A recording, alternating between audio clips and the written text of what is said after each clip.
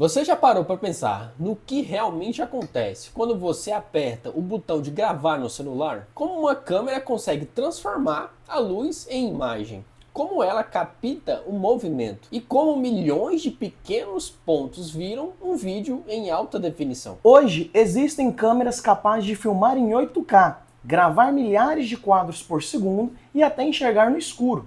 Mas tudo isso começou com um fenômeno físico extremamente simples: a luz viajando em linha reta. Da primeira câmera da história, que literalmente era um quadro escuro, até os sensores digitais que cabem no seu bolso. A ciência por trás da imagem envolve óptica, eletrônica, matemática e processamento global. Hoje, no Ciência Sem Jaleco, você vai descobrir como as câmeras realmente funcionam e algumas curiosidades impressionantes que quase ninguém conhece sobre filmagem e fotografia.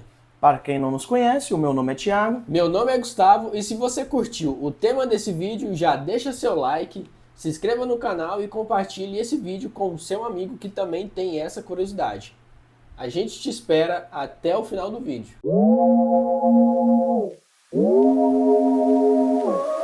A base de todas as câmeras modernas é um fenômeno físico conhecido há mais de 2000 anos. Ele foi descrito pelo filósofo chinês Mozi por volta do século V a.C.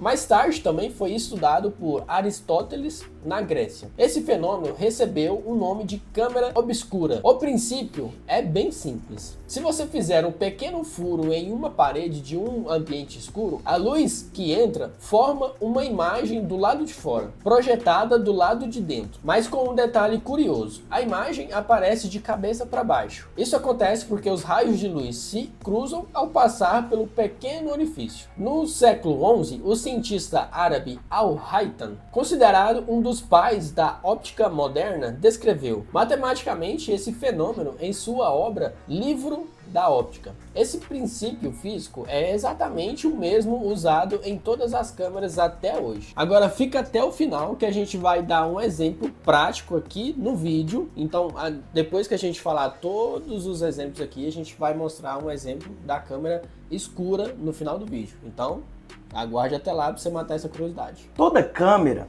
moderna tem três partes fundamentais: lente, sensor ou filme e processador. A lente coleta a luz refletida pelos objetos, essa luz passa pela lente e é focada em um ponto específico. Antigamente, essa imagem era registrada em um filme fotográfico, composto por cristais de haleto de prata, que reagiam à luz. Hoje usamos sensores digitais. Os dois tipos principais são CCD e CMOS. Esses sensores são compostos por milhões de pequenos detectores chamados pixels. Cada pixel mede a intensidade da luz que chega nele. Depois, o processador da câmera transforma esses dados em uma imagem digital. Um vídeo nada mais é do que muitas fotos tiradas em sequência. Esse conceito começou no século XIX, com experimentos de captura de movimento. Um dos mais famosos foi feito pelo fotógrafo inglês Ead Hare Muybridge em 1878. Ele instalou várias câmeras para registrar o movimento de um cavalo correndo. Isso provou algo que ninguém sabia na época. Em determinado momento do galope, o cavalo fica totalmente suspenso no ar.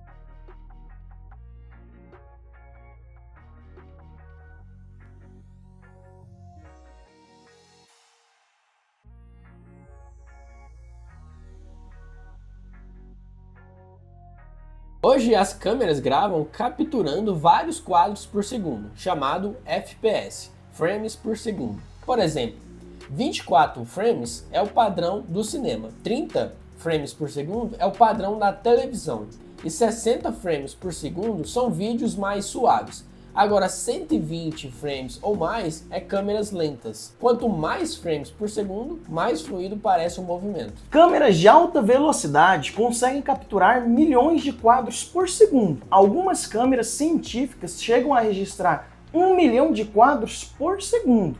Isso permite filmar coisas invisíveis ao olho humano, como balas atravessando objetos, gotas de água explodindo, ondas de choque. Essas câmeras são usadas em pesquisas científicas, engenharia e física experimental. Algumas câmeras conseguem capturar imagens quase sem luz. Isso acontece graças aos sensores extremamente sensíveis. Uma tecnologia usada é chamada de ISO alto. Quanto maior o ISO, maior a sensibilidade à luz.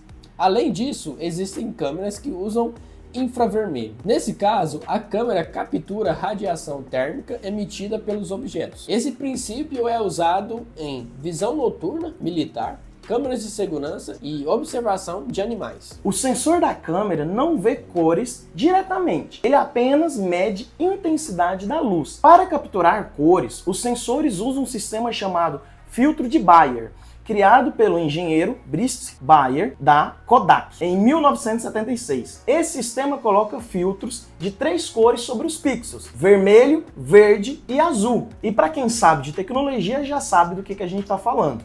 O processador da câmera combina esses dados para reconstruir todas as cores de imagem.